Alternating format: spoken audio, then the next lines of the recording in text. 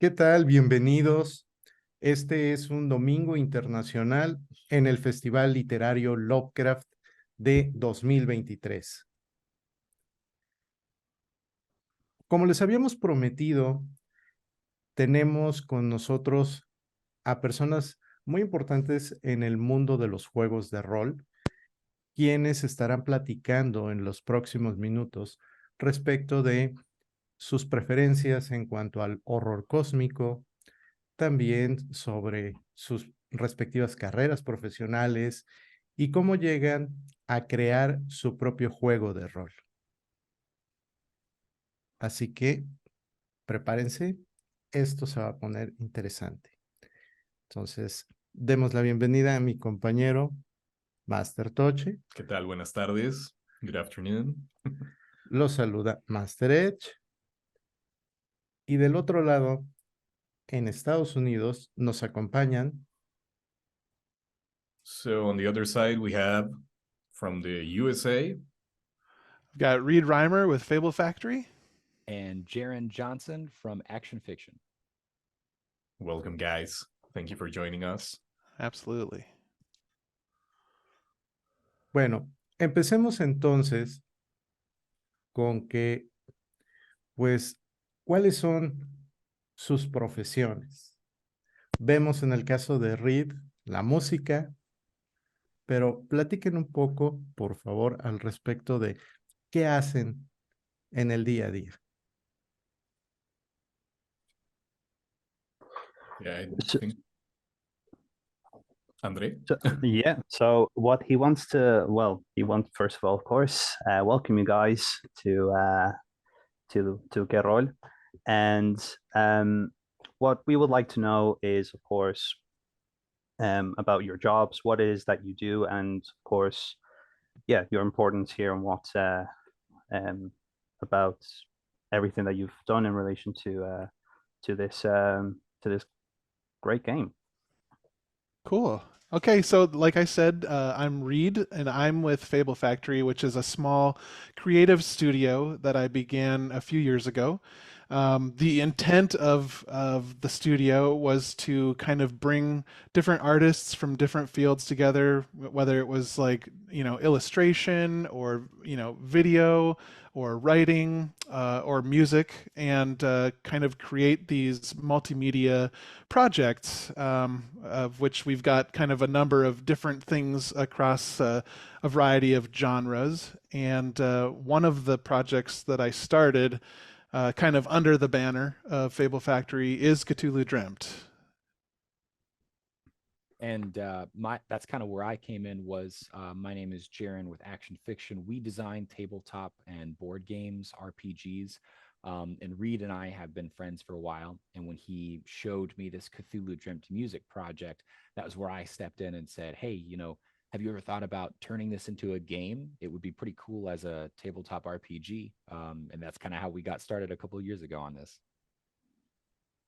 Pues básicamente yo soy Reed. Lo que pasó es que tenía un par de proyectos en los cuales empecé a introducir gente que se dedicaba a hacer video, multimedia, otros proyectos con mi estudio. Y saqué un proyecto musical, el cual fue Cthulhu Dreamt. Y aquí es donde entró Jared, que escuchó el proyecto musical, le gustó mucho y dijo, pues, ¿has pensado en hacer esto un juego? Es muy interesante cómo este tipo de cosas que a veces son casualidad unen a las personas. En este caso, el talento musical, el talento para hacer juegos, se vuelven una realidad en un proyecto que lanzaron. Pero una pregunta importante es, ¿por qué un juego relacionado con los mitos de Cthulhu? Okay, guys. So we want to know, like, of course, you both have incredible talents of making music, talents of creating games and everything. And as it happens, people come together and they join talents. But what they will want to know is, like, why Tulu? What made you come with that idea?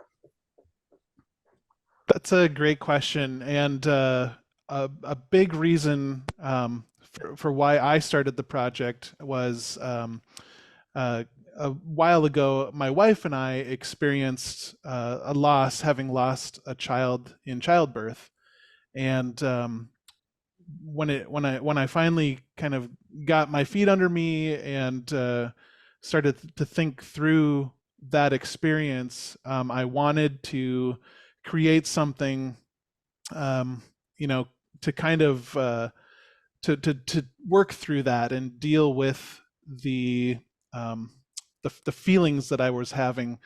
And all the music I create is very story based, and so it made sense to me to have these feelings which I had no control over be represented by uh, a, something like Cthulhu, which is we're not even supposed to comprehend Cthulhu. So what a good encapsulation of like grief and depression and loss. Esa es una muy buena pregunta. Básicamente, el motivo por el cual inicié el proyecto es porque hace un tiempo mi esposa y yo sufrimos la pérdida de una hija. Entonces, pues cuando pude levantarme, cuando pude recuperarme de esto, empecé realmente a sentir esta experiencia. Empecé a trabajar en esta música. Generalmente mi música se basa en historias, por lo cual este sentimiento que no podía explicar lo empecé a representar con Tulu, ya que Tulu es algo que no se supone que debamos comprender. And so with that, with having it based in a horror type mythos, I'm a huge fan of sci-fi too. So I in building kind of the world out and thinking about it, I created this backstory of this scientist who, through their science was able to like open a portal to another world, because in the story this scientist also lost their child and wanted to get them back, so they opened this portal to another world and accidentally brought Cthulhu into ours. Así que, basándonos en los mitos del horror, a mí también me gusta mucho lo que es la ciencia ficción. Entonces, creando esta historia en la que un científico también pierde a su hijo, pues decide abrir un portal a otro mundo para recuperar este hijo perdido. Y en el proceso de abrir este portal es cuando saca a Tulu. And that's, oh, sorry, go ahead. No, go ahead. I was gonna say, so I had this music project with this backstory, and Jaron and I, being friends, got around to talking about it. And Jaron, if you want to take it from that point.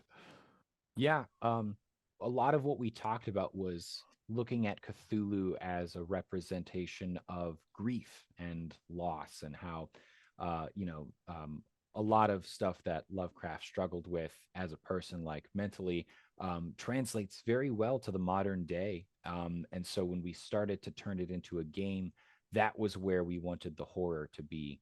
We wanted it to not just be, jump scares or horror because it's dangerous. We wanted to really encapsulate on players' emotional connections to the world and to the characters. And so even though it's very much a horror game, it's also very much an emotional game. And that's why the tabletop RPG format was perfect for it, because people really get very emotional into their characters for tabletop RPGs.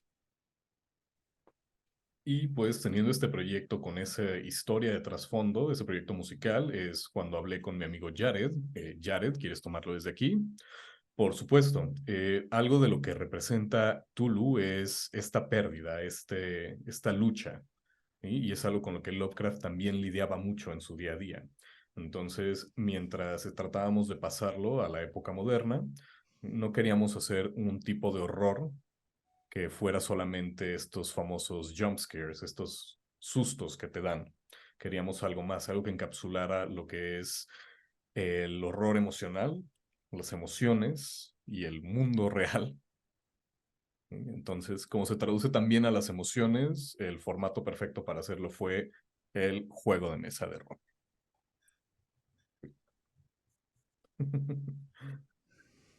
Considero que una de las partes importantes en estos procesos de creación tiene mucho que ver precisamente con las emociones. Comparto la idea de ustedes de que en los juegos de rol tenemos esa posibilidad de experimentar mucho. En este caso, nos queda claro que parte de lo que ustedes quieren mostrar a través del juego es esa representación de la pérdida y del desamparo.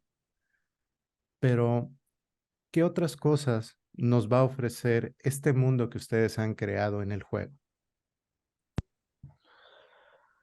So, of course, we consider that the important thing about the creation of worlds in role playing games is, and especially in this kind of thematic, are the emotions that these all of this evokes, the emotions that we feel through the creation of the games, through the creation of the stories, and especially with a game like this, it's the the emotions of loss, of despair, and everything. But what other emotions, what other things do you feel that we can expect with this game? That's a great question. We've talked before about how when you make a game that's very emotionally driven, you cannot spend all of your time in the negative emotions. It wouldn't be very responsible for us to design a game like that. And it wouldn't be a very fun game to play if it was only negative emotions. So, of course, we have to strike a balance between emotions like despair and loss and grief with emotions like hope and triumph. So for all of the stress that the players will be dealing with and all of the turmoil that the world will be in, the players will need to have lots of victories that make them feel excited. Cthulhu is an impossible creature to fight. You know, the players can't fight Cthulhu. There's no hope there. So they find other places that they can build that hope, other battles that they can win to keep themselves going, right? That's what makes it kind of a survival game, is they're trying to survive against all odds, against Cthulhu's unimaginable power. Bueno, ya habíamos hablado anteriormente acerca de un juego que se manejara con lo emocional, con esta sensación. Y de esta forma no podemos basarnos solamente en las emociones negativas. Sería algo irresponsable de nuestra parte y sería un juego no muy divertido de jugar. Entonces nos tenemos que también enfocar en otras emociones como lo es la esperanza, el triunfo. Así, todo el estrés que reciben los jugadores al estar jugando, pues van a necesitar tener bastantes victorias. Tulu es algo imposible de pelear, no puedes pelear con Tulu, ¿sí? Entonces no hay esperanza y por eso necesitan otro tipo de batallas, otro tipo de experiencias y otros tipos de victorias. Necesitan todo eso para poder sobrevivir en este mundo.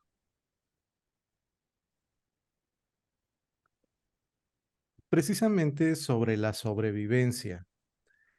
Una de las cosas que vemos en varios de los juegos relacionados con los mitos de Tulu tienen que ver con que los personajes son muy frágiles, tienen pocos puntos de vida, sus habilidades nos llevan a hacer tiradas que son probabilísticamente difíciles. ¿Cómo están manejando ustedes esta dificultad que deben tener juegos de esta naturaleza? ¿Y cómo llegan ustedes a desarrollar ese sistema? Okay, so now precisely with these kind of games, of course, with Cthulhu against Cthulhu, which of course it's impossible to fight and everything. Um, the important thing about this game is, and games like this, is the survival. And what we see with the characters and everything is that the characters are very frail. I mean, low HP, low probabilities of getting things to happen. So how do you expect? What can you do with the mechanics in the game? Like in your game, in your case, what kind of mechanics can we expect in relation to that? It's a really good question. So the two mechanics that I think people like to ask the most about are what can the players do to the creatures of the world, and then what does the world and the creatures do to the player. So in terms of what powers the players have, every player has kind of a specialty. In Dungeons and Dragons, you would call this their class. So in our game, it's called a specialty, and it is an area of focus. So you could have somebody who is a scholar and they are really studious. You could have somebody who is an engineer, and so they understand machines very well. And they'll be able to use those skills to go on this great journey across the entire globe, from North America to South America and Antarctica and Africa. They go all over the world, trying to see if there is a way for them to save their world from Cthulhu. Obviously, they can't just go up and start punching Cthulhu because that won't work. And so instead, they have to find if there is some science fiction technology that they can use to push Cthulhu back. Then, in terms of what the world does to the players, in a lot of Cthulhu games, you'll see mechanics that have to do with sanity, right? Losing your mind to the madness of the creatures. And we use a system that's sort of similar, where we use something called stress. You can take physical stress and mental stress. And the more stress you take, you will eventually start to take wounds. Those wounds will have negative penalties for you. You won't be able to roll quite as high, and things will be harder for you to accomplish. And then if you take too many wounds, that's when you'll become incapacitated and somebody will have to try to revive you. Hey. Muy bien, entonces, I was going to read it in English again. It happens sometimes. Par de las mecánicas que la mayoría de la gente nos pregunta es qué es lo que los jugadores pueden hacer contra las criaturas y qué es lo que las criaturas del mundo pueden hacer contra los jugadores. ¿Qué clase de poderes tenemos nosotros como jugadores contra estos seres? Pues aquí, así como en Dungeons and Dragons o Calabozos y Dragones, tenemos las clases, nosotros tenemos las especialidades, las cuales son un área de enfoque. Por ejemplo, tenemos algún profesor que es alguien que ha estudiado bastante, tiene muchos conocimientos. Tenemos a los ingenieros que saben bastante de máquinas. ¿Sí? Ellos utilizan esas habilidades para viajar en todo el mundo, desde Norteamérica hasta la Antártica, Sudamérica, etc. Ellos están viajando en todo el mundo para tratar de descubrir una forma de detener a Cthulhu, ya que no puedes simplemente ir y golpear a Cthulhu, es algo imposible. Entonces, también en estos juegos sobre Cthulhu, siempre hay estas dinámicas en las que vas perdiendo la cordura. Nosotros tenemos algo muy similar, que es el estrés. En este caso, tenemos lo que es el estrés físico y mental.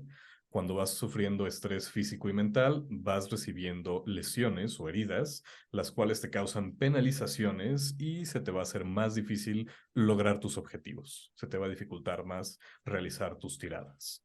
Entonces hay que procurar no estar muy heridos. Muy bien. Una de las cosas que siempre han estado muy unidas con la parte emocional es la música. En los juegos de rol, muchos de nosotros acostumbramos poner algún tipo de soundtrack que sea relacionado con la escena que vamos a narrar. Y en este caso, el soundtrack que ustedes proponen tiene una característica muy interesante, y es que está diseñado específicamente para el juego. Me gustaría mucho si nos pudieran dar más detalles sobre las emociones que transmite la música, qué instrumentos están interviniendo y cómo todo esto ayuda a la atmósfera. So one of the things that we relate to emotions a lot is, of course, music.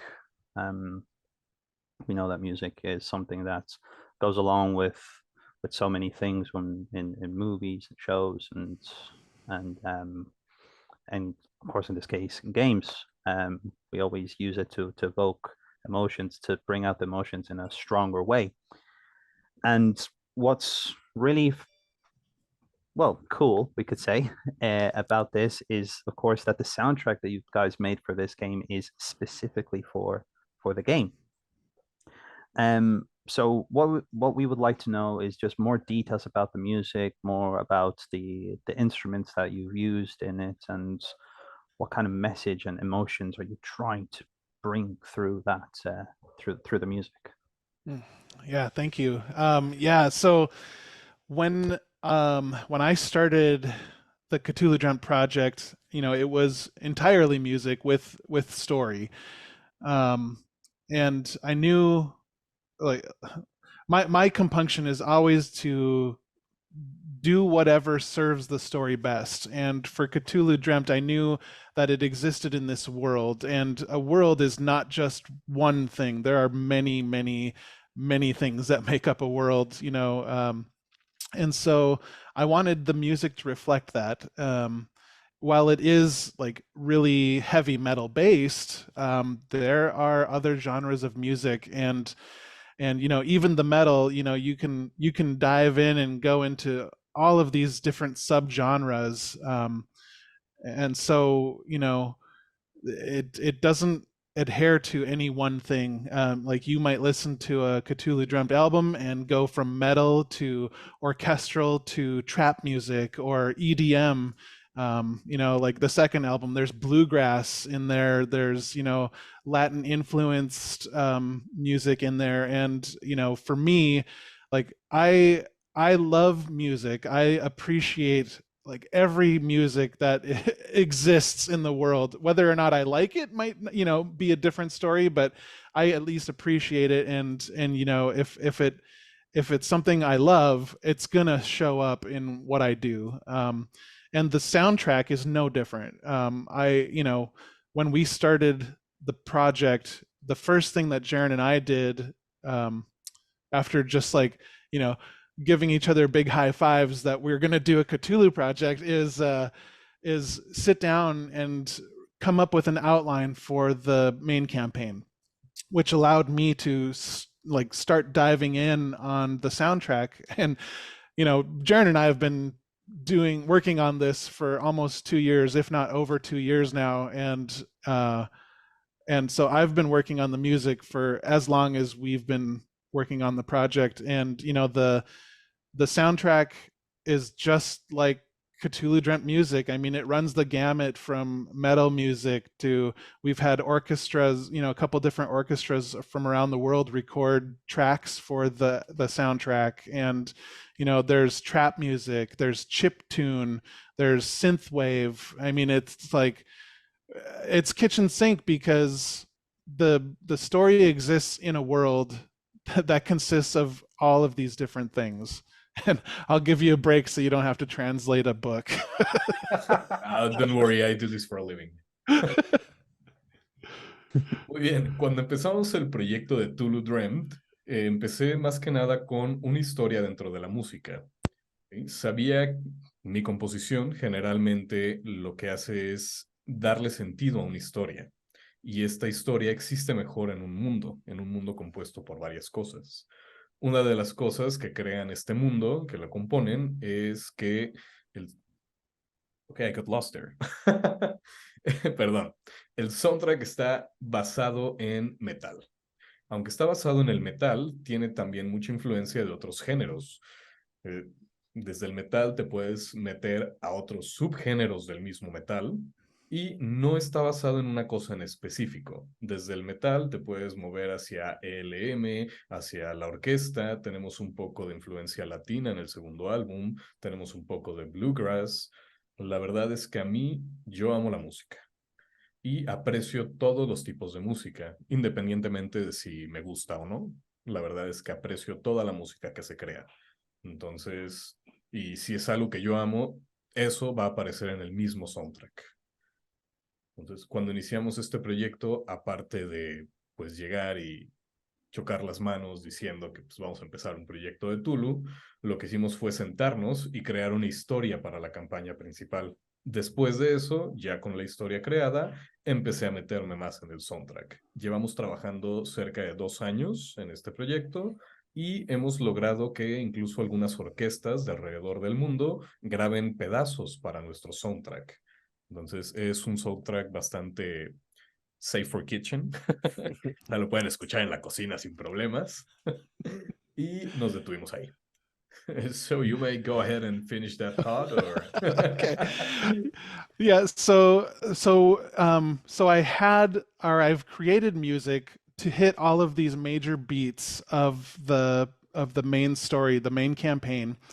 And um, when we get into writing and finishing that main campaign, I get to go back and create the ambient music, which uses the melodies and themes from those main tracks to create the, you know, quote unquote wallpaper music that somebody who's streaming or playing the game with their friends can listen to and have that portion be unobtrusive to the gameplay. And you know, one thing that we're super excited about is, you know, in whether it's in the main campaign or the encounters, there's going to be the QR codes that are scannable so that like the facilitator, as they're going through the game, can scan it and they'll have the track right there that we, you know, that we kind of intend for that particular moment, so that they can play it and, you know, they won't have to dig too deeply or whatever to try to figure out what the soundtrack should be. But then, you know, the next one might be like the big moment with one of the creatures that the team has to go up against, or maybe it's a puzzle solve, and the music will have been written expressly for each moment as we go through the game and the encounters. yeah, I'm gonna have to ask a question after this. Ok. Muy bien, entonces cuando creamos lo que es la parte principal de la campaña principal, regresé y me puse a escribir pedazos de la música, melodías de ambiente, con esos pequeños fragmentos de la música que ya habíamos creado del soundtrack principal.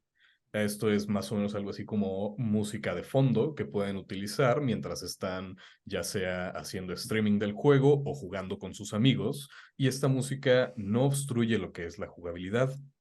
Una cosa que nos gusta mucho de la campaña es que tenemos códigos QR a lo largo de esta campaña que pueden escanear y los va a mandar directamente a las canciones que queremos que se escuchen en esos momentos de la campaña.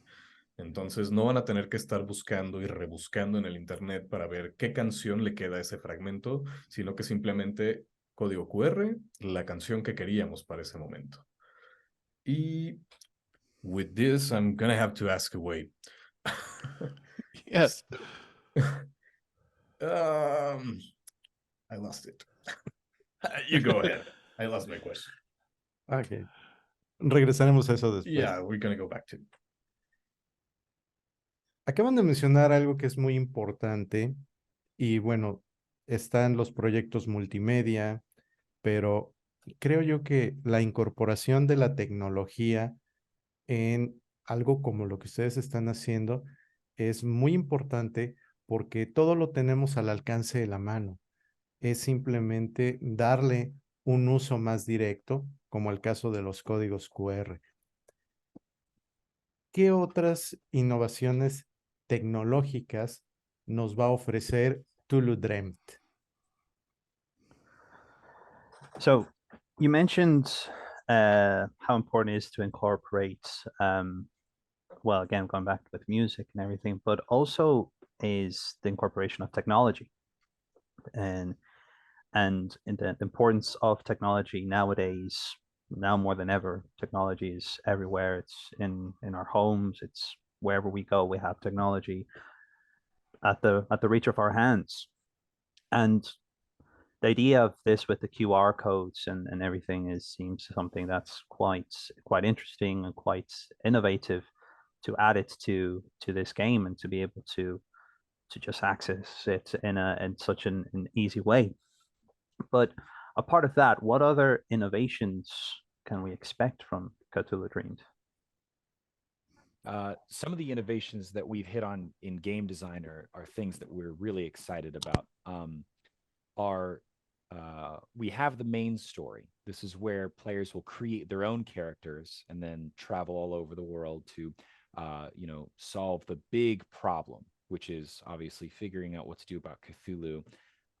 One of the ways that we've innovated a little bit in game design is sometimes when you're playing tabletop RPGs, you have all of your friends together at the table, and then somebody calls or texts and they say, "Hey, I can't make it tonight."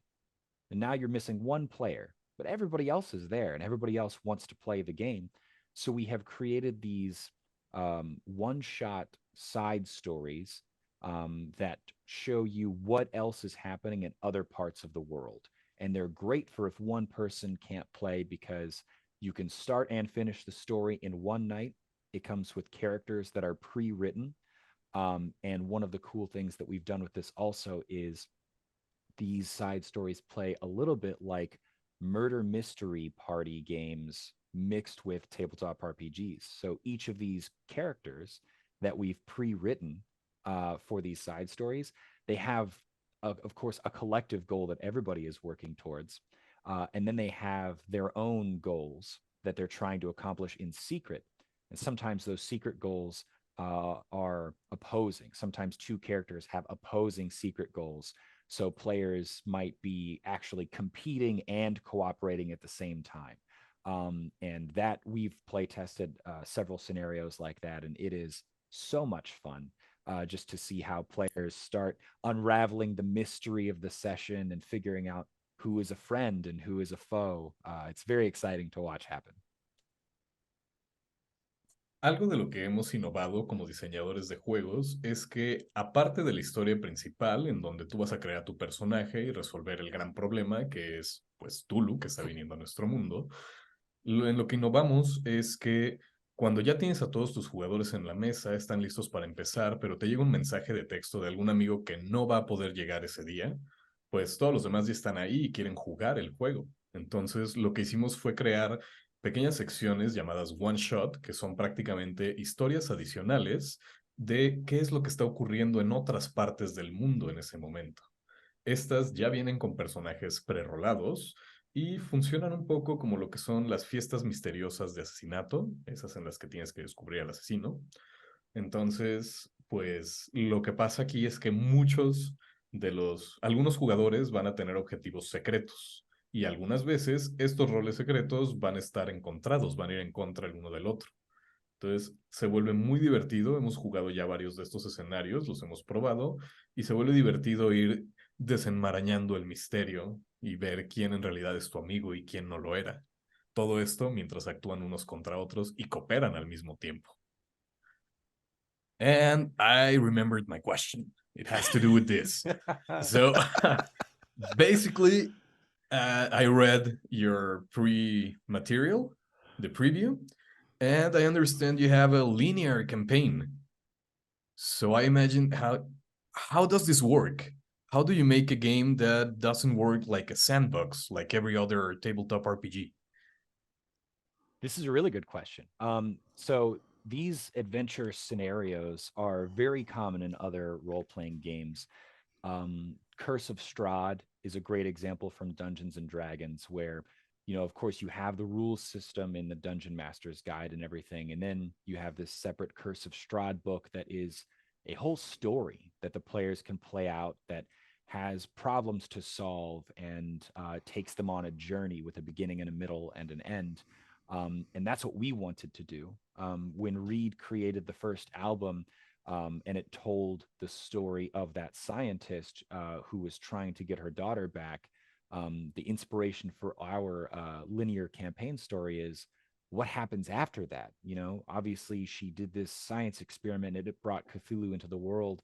What happens after that? How does humanity react? And that's the linear story that we're telling. So now the players will go on a journey at first to save a scientist who may know the answers to the questions of what's going on and how do we stop this.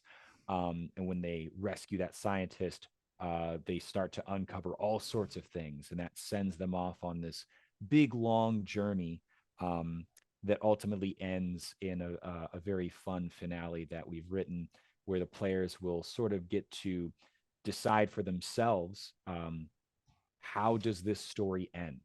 There are lots of different ways it can end, and it's not exactly a cliffhanger, but it is open-ended enough that I think every table will have a slightly different end to this linear campaign. And I think that's going to be really exciting to see and to hear people talk about.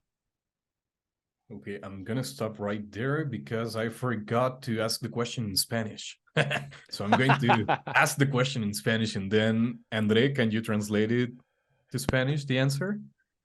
Or would you like to ask the question in Spanish and I answer it? Propongo que Andrea haga la pregunta para que mantengamos el ritmo. Okay. Ok. ¿La pregunta en inglés o en español? En español. La de Toche. Em, no, yo creo que mejor Toche, porque era su pregunta. Okay. You got the answer then. La pregunta es, tenemos esta campaña que es altamente lineal. ¿Cómo se traduce una campaña tan lineal a un juego de rol donde generalmente estamos jugando en un sandbox, un mundo abierto? Va. Bueno, lo que decía Jaron era con respecto a que justamente con todo el tema de lo que es la pérdida, con todo el tema de las emociones y eso, justamente lo que pasa es que em, lo, lo que lo que habla ahí es que son cosas que lamentablemente uno no sabe qué es lo que va a venir después, y esto es lo que justamente proponen a través de este juego, qué es lo que pasa después de justamente lo que causó esta científica de liberar a Cthulhu, o sea, qué es lo que justamente sucede después de eso, cuáles son las consecuencias de eso. Habla también del tema de justamente la maldición de Strat, haciendo la comparativa de que, claro, tenemos todo el tema de Dungeons and Dragons, de que tenemos toda la mecánica que hay de ahí, pero tenemos la maldición de Strat, que es toda una historia en sí mismo, que también abarca muchas otras cosas, que da otros elementos que justamente es lo que quieren hacer a través de este mismo juego, o sea, que entrega mucho más de lo que se conoce, te hace proponer más preguntas de qué pasa si. Yep. Gracias. De nada. Bien, regresemos entonces a nuestro ritmo habitual. Dentro de todo el mundo de los juegos de rol, parte de lo que se nos hace interesante, tanto desde ser un narrador o ser un jugador, tiene mucho con explorar posibilidades. Acaban de mencionar que esto no por ser una historia que tiene una estructura definida, va a tener un final único. Y parte de lo que se hace jugando rol es precisamente responder esas preguntas y darnos muchas alternativas. Estas alternativas de las que ustedes nos han estado platicando, que tienen que ver con estas historias en paralelo, con estos roles ocultos que tienen los mismos personajes de los jugadores, si bien son bastante distintas de lo que estamos acostumbrados, recuperan algo que es muy importante y que tiene que ver con la interacción entre las personas. No porque nuestros personajes tengan un objetivo encontrado, tenemos que llevar esa rivalidad a la mesa. ¿Cómo ven ustedes esta parte de la interacción de las personas con su juego? So, as being a narrator and being an explorer in these stories, we see the possibilities that exist. I mean, the great thing about stories like this is that it's not linear. Is that we there's different endings. Of course, like I mean, there's a lot of things that can happen. There's different endings. There's different alternatives. We have all of these parallel stories that you were mentioning, and through the side quests and the all of this, and the characters that have ulterior motives, and that they might have motives that other characters don't know about. But what's good is that it brings all of this kind of brings back to the interaction of the characters, the interaction of the people, that they can interact between themselves because of all of these things, that different things that are happening. ¿Te puedo pedir que me repitas la pregunta? ¿Cómo esperan la interacción entre las personas al momento de jugar su juego? Okay, so what do you expect with the interaction of the people in your game? What are your expectations that you have? That's a great question. Thank you. I will give you an example for one of our. We have one adventure scenario that's already out there. It's for free for anybody who backs the Kickstarter at any level, so they can see some of these interactions. So spoilers ahead, if you have not yet played Springfield Nocturne. In Springfield Nocturne, we have these two characters that work at a radio station. You could say they're podcasters, perhaps like you guys. One of them is the host, and the other one kind of does all the technology stuff. And these people have been friends for many, many years. And the host is very charismatic, very, very talkative and outgoing. And they want to, the radio station is experiencing some troubles. And so they want to break a big story. And they think that they've got to be the ones to do it. And they're best friends with this engineer person. And they think that we can do it together. And what they don't know is the engineer person has a note on their character sheet that says, you're getting kind of irritated with this other person. You've spent so many years in their shadow. And now it's getting to the point where you want the spotlight. You want to be the one to break this story. So this makes a very fun interaction where the player who's playing the host, their character sheet says, oh, you're best friends with this person. You're together to the end, and they'll do anything that you want because that's what they believe. And the truth on this other character's sheet is, oh, you don't like this person very much. And so we've seen that creates some very fun interactions at the table where the expectations are just different, and they start to unravel like, well, why is this happening? So that's a great example of some of the interactions that we see and how players can have similar goals, but want to go about them very differently. Bueno, te puedo dar mejor uno de los ejemplos con un escenario que ya tenemos publicado. Este es gratuito para todas las personas que han apoyado el Kickstarter en cualquiera de los niveles que tenemos. Una de esta interacción, cuidado con los spoilers, es Springfield Nocturne. En este escenario tenemos a dos personajes que trabajan en una estación de radio, como si fuera un podcast, como ustedes, chicos. Entonces, uno de ellos es el host, es el presentador, y el otro es el ingeniero, el sujeto de la tecnología. El host, el presentador, es carismático, habla mucho. El otro muchacho, pues, es el ingeniero, es más callado, más recatado. La estación de radio está teniendo problemas y necesitan una historia grande para poder salvarla. Y ellos empiezan a pensar, pues, nosotros podemos hacerlo, podemos encargarnos de esto. Ahora, la interacción entretenida ocurre con las hojas de personaje. El ingeniero tiene una nota en su hoja que dice, ¿sabes qué? Esta persona ya te tiene irritado, ya como que llevas mucho tiempo trabajando con ella. Y en el caso del host, del presentador, pues él tiene su nota en la hoja que dice, este es tu mejor amigo, haría lo que fuera por ti, te adora. Entonces, pues tienen verdades que se encuentran entre ellas, son contrarias, y pues están esperando cosas distintas de las interacciones. Entonces, cuando todo empieza a desenmarañarse durante la narrativa, te quedas pensando, ¿por qué me está pasando esto? ¿No? ¿Qué está ocurriendo? Tenías una idea distinta a lo que empieza a pasar debido a los secretos de las hojas. Pues ese es un muy buen ejemplo de las interacciones que vamos a llevar a cabo en este juego.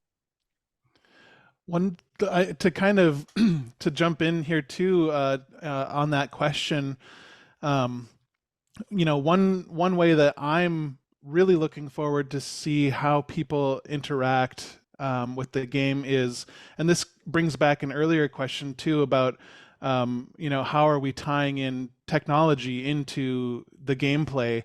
One of the things that we're doing with Cthulhu Dreamt is using a subreddit where currently there's a bunch of like in-world fiction, and we're also like the plan is also to, for anybody who is picking up the game, they can use the Reddit as their session zero. How they get their call to action to join the team and start on the path of the campaign. But also, they're going to be encouraged as well to, use the Reddit as either a way to kind of catalog their campaign or their characters' development, or, create their own fiction within the campaign that they're running, or just even in the world of Cthulhu Dreamt. So that's like another way. Like, I can't wait to see how people use that and kind of what they're coming up with at their own tables, or in their own minds as they're going through the game. I'm part of that Reddit. Yes. Y para Awesome. también responder esa pregunta, algo que quiero ver de cómo interactúan con este juego, esto nos lleva a una pregunta que ya nos hicieron antes, sobre la tecnología. Algo que estamos haciendo ahorita es que tenemos un subreddit activo donde estamos manejando la ficción, el mundo de ficción que tenemos. ¿Sí? Ellos pueden entrar a ese subreddit, pueden verlo como si fuera su sesión cero, el cómo es que llegaron a la acción, cómo se incluyeron en el equipo y cómo empezaron a interactuar con el mundo de Cthulhu Dreamt. Nosotros los invitamos a que utilicen ese Reddit, tal vez lo pueden empezar a utilizar para catalogar su juego, empezar a registrar su campaña, el desarrollo de sus personajes, o inspirarse para la campaña que ustedes están llevando de Cthulhu Dreamt, o inspirarse más con el mundo de Cthulhu Dreamt. Entonces, estoy muy emocionado de ver cómo es que la gente utiliza este subreddit y pues qué es lo que se les ocurre, qué es lo que empiezan a crear ellos. Últimamente vemos que hay mucha participación de las personas con aquellas cosas que les gustan. Los famosos fanfics no se hacen esperar. Y considero que este acercamiento que ustedes tienen con la gente es muy bueno porque precisamente facilita que un mundo tan amplio como el que nos presentan pueda ser mucho más fácil de entender. So, yeah, lately, as we know, and we can see that there's a lot of people who are more involved nowadays with games, of creating their own fanfics, creating their own perspectives of of different things. So people are so creative, and people are now more free to be as creative as possible and to do all of those things.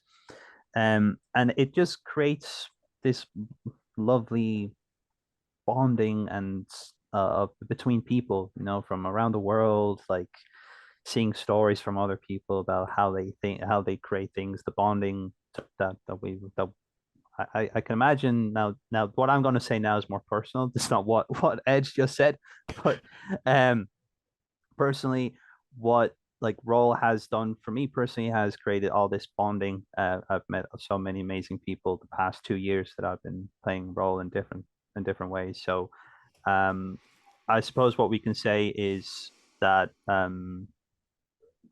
is that, like, I mean, that,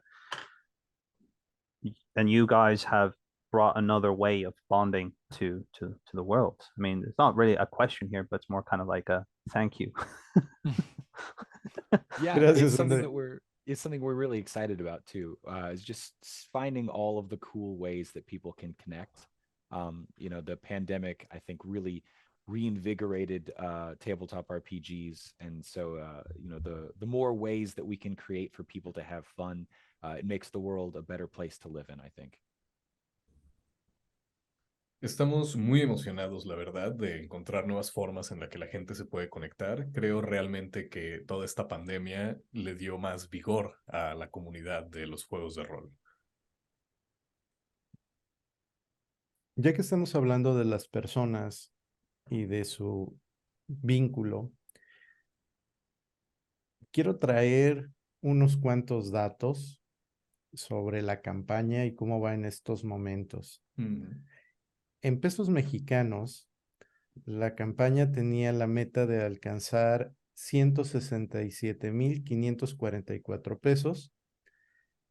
El día de hoy llevan 1,188,356.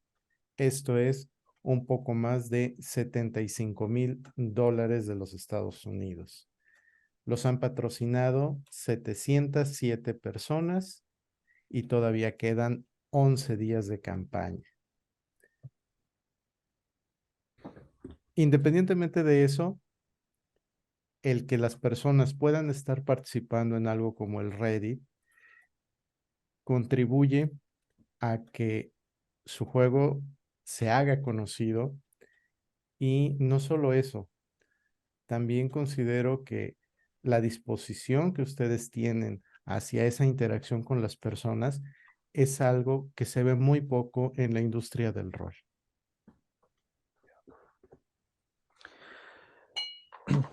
No te preocupes mucho por las cifras, André. Okay. Ellos la saben. Okay, vale. I can tell you the amount, no problem. All right. So again, just going back with the terms of the bonding that you have had with the people. Now, yeah, Edge just gave the stats there about all the numbers, but you already know that, so I'm not going to give those to you about the kickstart. But again, how much more you have been able to get through the Kickstarter than what you had expected, and everything is fantastic. I mean, it's absolutely amazing, and that you have been able to connect with the people through the Reddit, the disposition that you guys have had like today, to be able to be here with us, to be able to talk with us and everything helps so much. Like, I mean, it just gives so much more value to the game. I mean, it makes it feel so much more close to it and everything, and yeah, it's amazing how this really helps to kind of just it makes it feel more special. Yeah, it makes it feel more special for us too. Every chance we get to talk to people who are interested in the game, it's just very cool. It's very exciting. There is nothing that matches the feeling of making a piece of art and then having somebody reach out to you and say, "Hey, I really liked this thing that you made. It really touched me. It's very important to me." It for Reed and I mean, we've been working in a dark box for years on this project where it's just me and Reed and a few other designers, and nobody has seen the work that we have done until now. So this is paying off on 2 years plus of hard work for just the two of us, and even longer for Reed, I think. And it's very, very exciting to hear people share what they like about this game. And it's cool because we get to hear that and then say, oh, if people really like this, we're going to do more of that. We're going to put more of that into the game. So it makes the game better, and then people like it even more. It's a really wonderful cycle. Bueno, creo que también hace que sea muy especial para nosotros que la gente esté interesada en nuestro juego. Se nos hace algo muy genial y creo que nada se iguala a la sensación que te da cuando creas a lo mejor una pieza de arte y alguien se te acerca y te dice, oye, me gusta esto que hiciste. Y Reed y yo llevamos ya un tiempo trabajando en esta confinamiento, en esta caja negra, y nadie había visto el trabajo que habíamos realizado. Y apenas 2 años después, esto está empezando a salir a la luz, la gente está empezando a ver, y nos emociona mucho escuchar que la gente pues les gusta lo que estamos haciendo. Entonces, cuando escuchamos que algo les gusta del juego, ponemos más de eso en el mismo juego. Queremos hacer más. Yeah, I'd also like to throw in like my thank you to you guys. You know, I know for us, we're very like Jaron said, we do these things kind of in our own little boxes, and the only kind of interaction sometimes we get is with each other. And never 2 years ago, if you had asked me, would I be thinking I'd be talking with you guys, in Mexico about this tabletop role playing game. And for us, one thing that Jaron and I and the rest of the team at both of our companies who are developing this are always thinking about is championing accessibility. And like our art director is from Argentina, and one of our lead writers is a disabled Latin American. And we like to get all these different perspectives. And I know Jaron has just opened up kind of like a call for writers from around the world to put in, submit to potentially be able to write an encounter for this game, because we want anybody playing it from wherever they are to be able to pick it up and have something, an encounter setting somewhere in the world that they are not, and have it be authentic. Like I could write, like I'm in Minnesota, I could write a pretty authentic Minnesota encounter, but I'm not going to sit here and be able to write an encounter with an eldritch creature in Mexico, because I'm not from there. I don't know it, and an even bigger dream of ours, beyond just like incorporating all these different people into our project, is to eventually be able to have people read and play the game in their native language. That's a dream of ours, is to one day have this game be translated into Spanish, into German, into whichever, as much as we can. So it's always like to see it kind of grow and start get a following. It lets us know that, okay, maybe it's time now to do this. Maybe this can be supported. I think a big part of that too, I'll try to keep this short for translation purposes, but I think it's very important to do that specifically because the story of Cthulhu Dreamt is that the whole world is being affected by Cthulhu. And I think that Hollywood and a lot of other storytelling groups tend to center those stories just on the United States.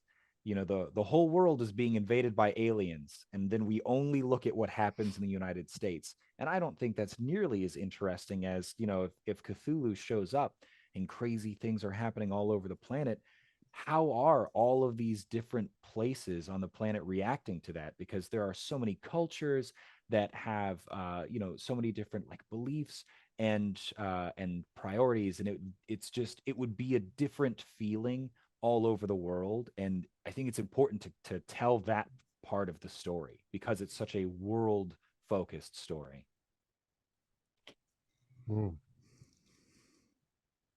I live for this.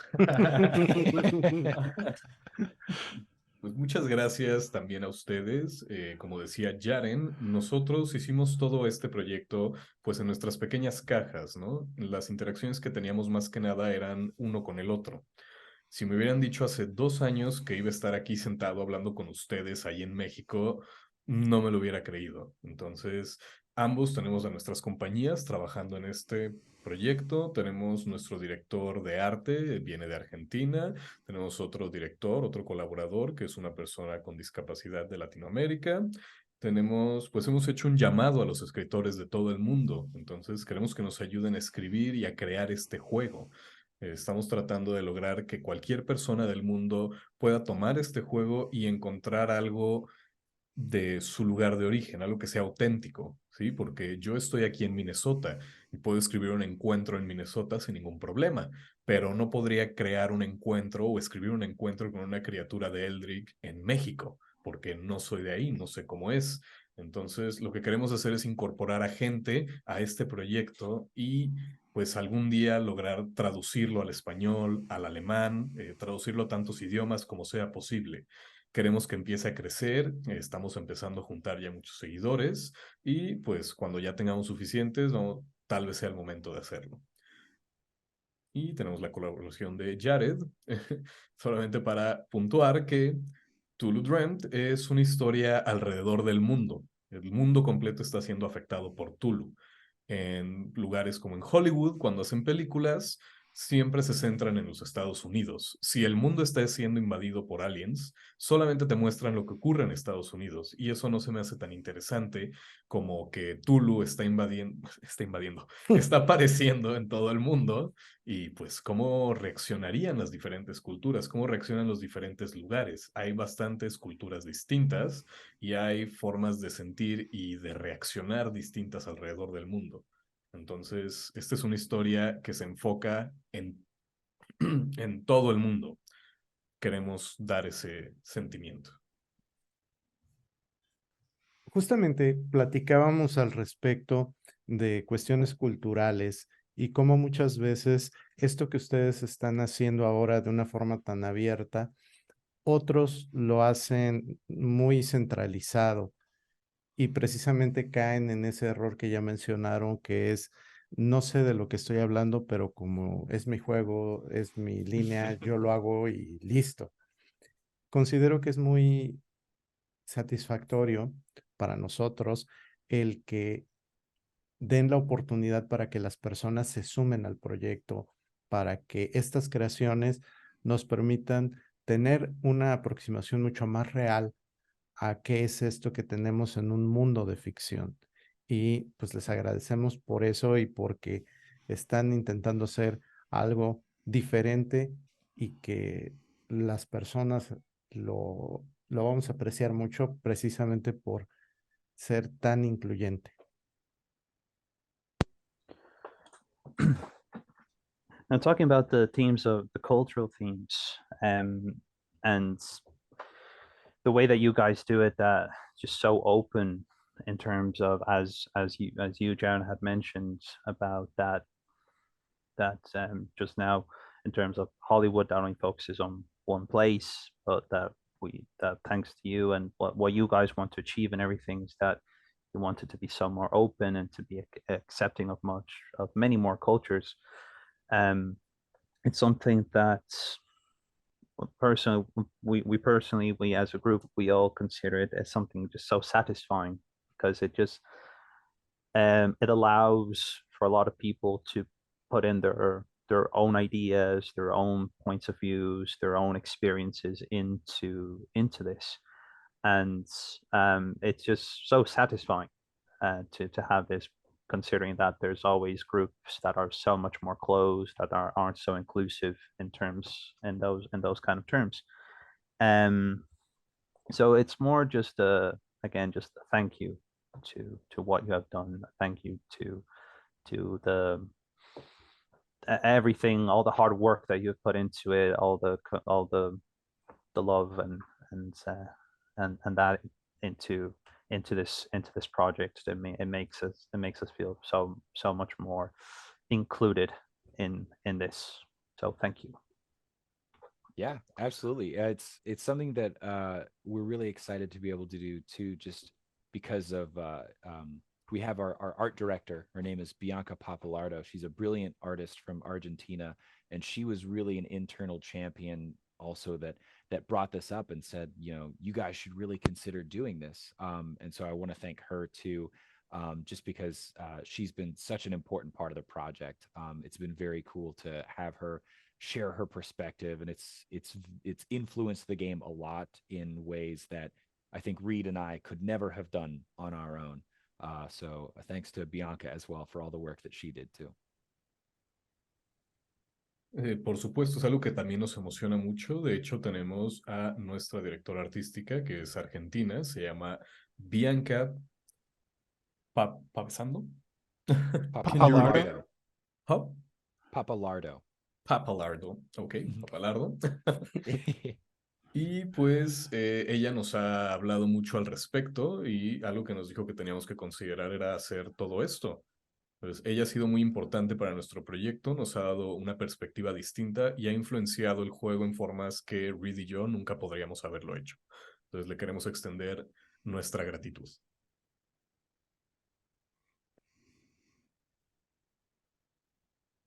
Aparte de ustedes como creadores y como líderes del proyecto, sus directores de arte, ¿de quién más en su equipo les gustaría platicarnos por sus contribuciones, por eh, su innovación, por alguna anécdota que gusten comentar con nosotros?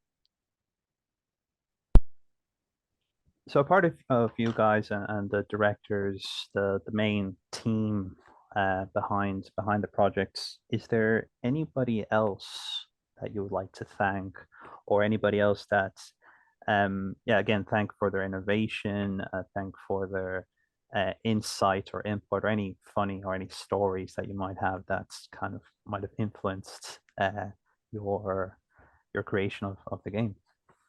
Sure. Would you like to go first, Reed? I'm sure you have bolts. Sure.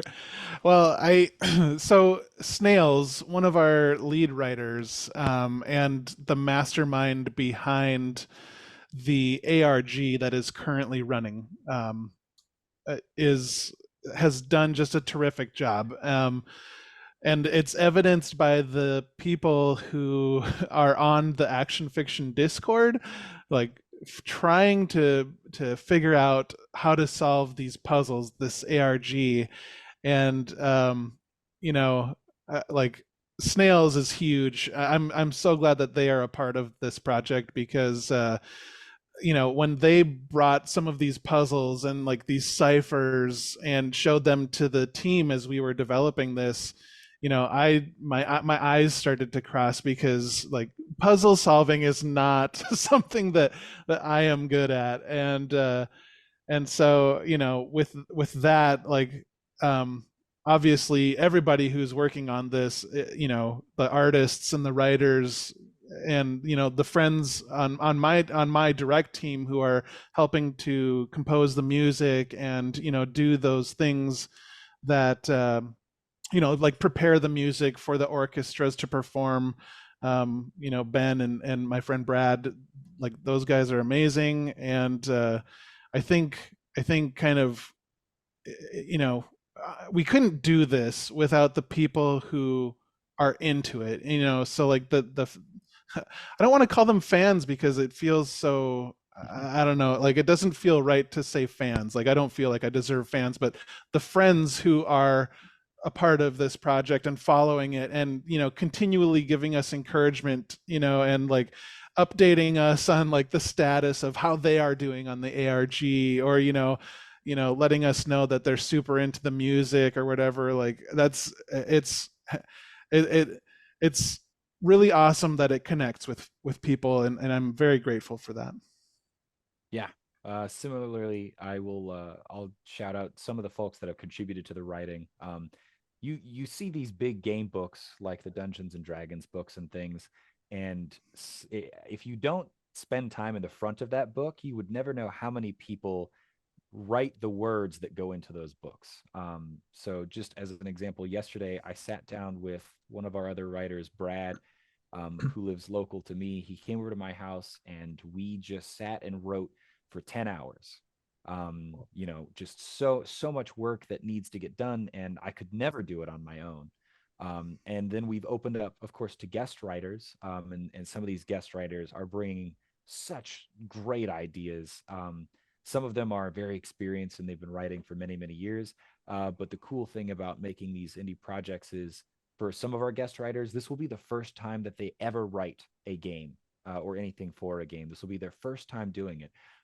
We have one writer, Jahan, who is of Middle Eastern descent, and he wrote a story on the Reddit that is set in the Middle East that was so scary to me, like it gave me chills, and I was super excited. I was like, oh man, you know, I really want you to write an adventure for this game. And you know, he was like, oh, I don't know if I could do it. I don't know if I could do it, but I can already tell that he's just going to be so good at it. And I feel that way about all of our writers, Jen, Scott. They're going to bring such cool flavors, such cool perspective that one person alone, I could never do something like that. So just, I very much appreciate the writing team that we've put together as well. And I'd be remiss if I didn't mention my great friend Chris, who is writing the companion novel to the whole project. Yeah, like the work that Chris is doing is pretty amazing in my mind, and he's a great friend of mine too. So It's a small army of people that have made this project happen.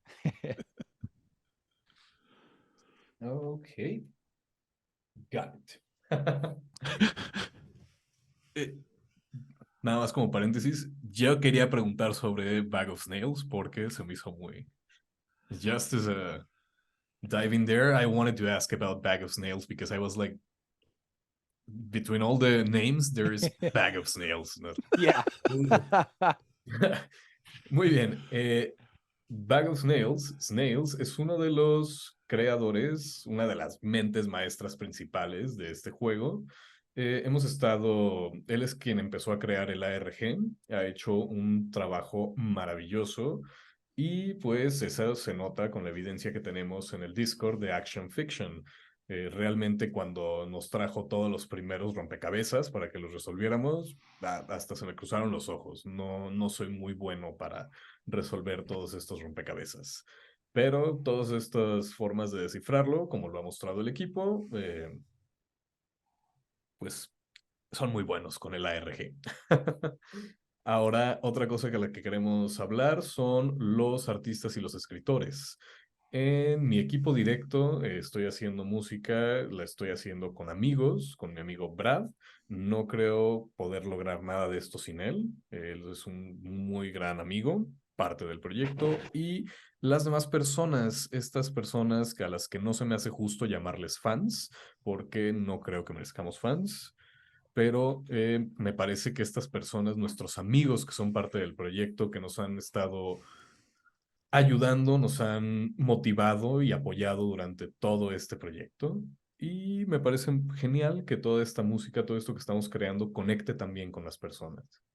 De manera similar, quiero darle agradecimientos a todas estas personas que están escribiendo con nosotros, ya que pues si no te pasas un buen rato leyendo la parte frontal de un libro, no vas a saber qué personas estuvieron involucradas en poner esas palabras dentro del libro.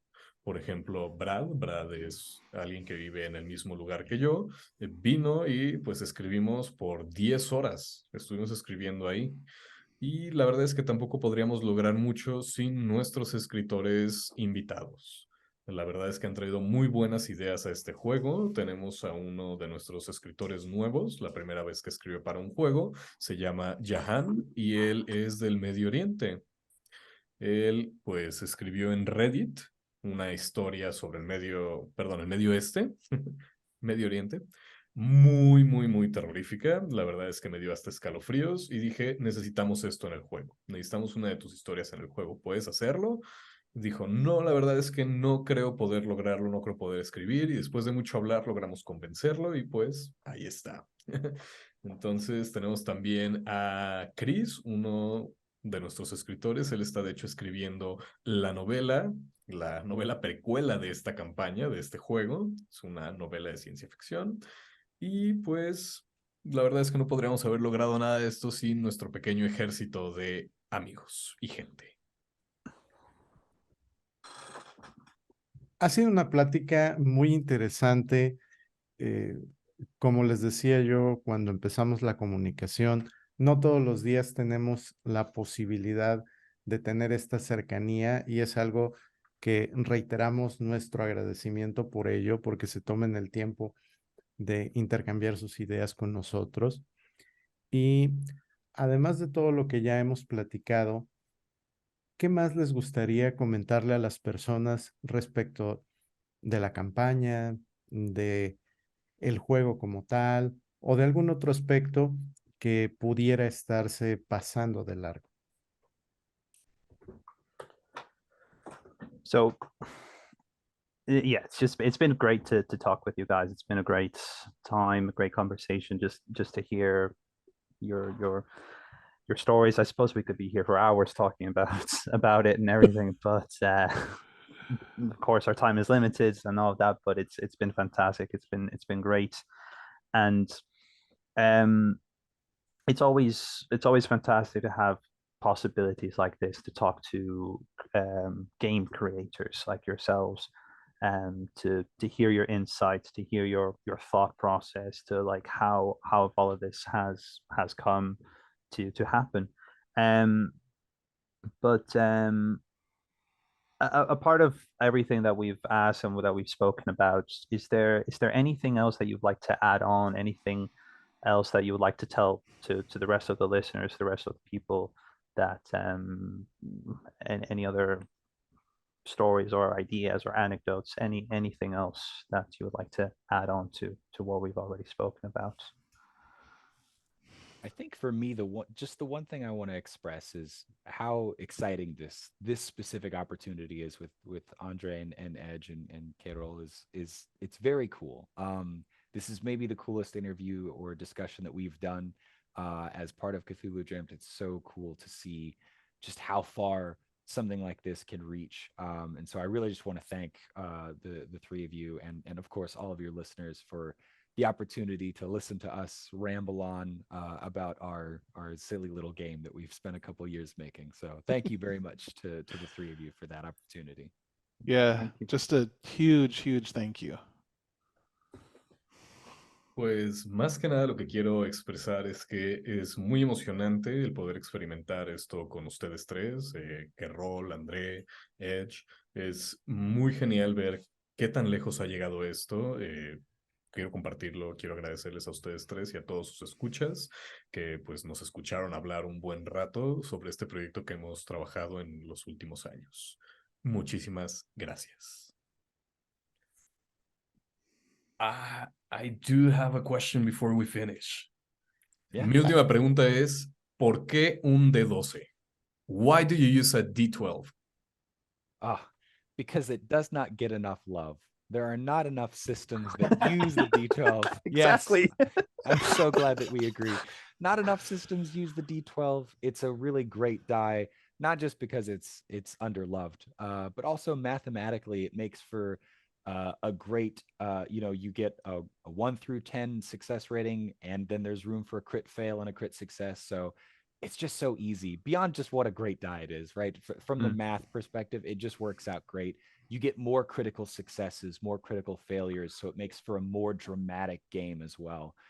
So I could go on and on about D12 as well. We could be here for hours just his with that. favorite dice too. Good. You have great taste. Great taste. Well, and with saying that too, like we have to give a huge shout out to our friend Adam Baffoni, who created the system that this entire game is based on, the Sojourn system. And so like, without him, this could have been easily like 5e or something else, but Jaron and Adam worked together to build it on that system, and like super rad to see the D12. And then of course it gives us an opportunity to have to commission a bespoke D12 for the Kickstarter, which looks rad as hell. And it's like Gonna get all one. these cool things. Yeah. Yes. Pues básicamente el motivo por el D12 es porque no recibe suficiente amor el D12. Entonces, aparte es matemáticamente genial porque tienes un rango del 1 al 10 y todavía tienes espacio para lo que es el éxito crítico y el fallo crítico. Entonces, pues es un dado genial. Tiene bastante variedad. Y le queremos dar las gracias a Adam Baffoni, el creador del sistema. Sin él nos habríamos llevado cerca de 5 años en crearlo. Entonces, Jaron y Adam crearon el sistema y pues, sí, podríamos hablar horas del D12. Una de las cosas que siempre mencionamos respecto de los juegos de rol es cómo muchas de estas coincidencias hacen que las personas nos unamos, tengamos nuevos amigos. Y en este caso, para nosotros también fue muy llamativo el que el sistema que están proponiendo en Cthulhu Dreamt estuviera basado en un dado de 12. Nosotros en el podcast ¿Qué rol? Tenemos como logo el dado de 12. Mi juego de rol que se llama Con H de Veracruz tiene el sistema que funciona a partir de un dado de 12. Entonces, esto es genial. So one of the things that we want to mention, of course, is the unity that all of the role-playing games create and everything. And it's, again, just rambling on about going back to the unity and everything that we've all come with this. And again, we're so happy that you've decided to use the D12 as your base system, because it's the logo of Querol. So that's always cool. Just yeah, the D12 is amazing. And it aesthetically, it's beautiful. Like I mean, you just look at it, it's aesthetically beautiful. There we go, showing his tattoo there. Excellent. And what Edge is saying is that Edge is saying that yeah, he one of the games that he plays is also based on the D12 as well. El H de Veracruz is a game that he plays, and it's a game that I made. Oh, well, that's there you go. Yeah. There you go. So, well, it's yeah, I mean, it's just it's fantastic just to to have all of these small things that unite us, you know. So it's Yeah. fantastic. Bueno, y lamentablemente no los tenemos en físico como muchas otras personas que están en nuestra cercanía en la ciudad, pero a todos aquellos que han contribuido con este festival, ya sea dando una conferencia, poniendo una mesa de rol, facilitándonos el espacio, les entregamos este pequeño pan con la forma de Tulu. Espero que se pueda ver mejor. So now, unfortunately, now you're physically not here with us, but as you can see there, that's a little piece. That's a piece of bread in the form of Cthulhu. So we usually give that to everybody who's contributed to this month of this literary festival of Lovecraft, to all the people who have been narrating games, giving us space. Anybody who's been contributing to that, we give them this little gift. Unfortunately, That's yeah, awesome. you guys aren't here, but we send it to you. So we send it to you virtually so that you can enjoy it. great. I hope you will enjoy it for us and tell us how Yeah. delicious it is. Yeah, that's Awesome. great. Thank you. It is pretty good. It's pretty nice. Good, good. Well, just I don't want to miss the opportunity to ask you guys for your social media. Like, where can we find you? Yeah, so the easiest thing to do right now is to just go to CthulhuDreamt.com, which is currently, it forwards to the Kickstarter. But, you know, the socials, Action Fiction has their own. Like, Jaron, do you want to run through those? Yeah, sure. You can find our games at Action Fiction on all your socials, or actionfiction.com. Of course, I'm at Jaron R.M. Johnson on all the social sites as well. Yeah, and Cthulhu Dreamt has their own pages as well, just because not only is it a game, it's a band as well. So on Instagram, it's Cthulhu.dreamt. Facebook and Twitter, it's Cthulhu Dreamt. Well, that's great. Thank you.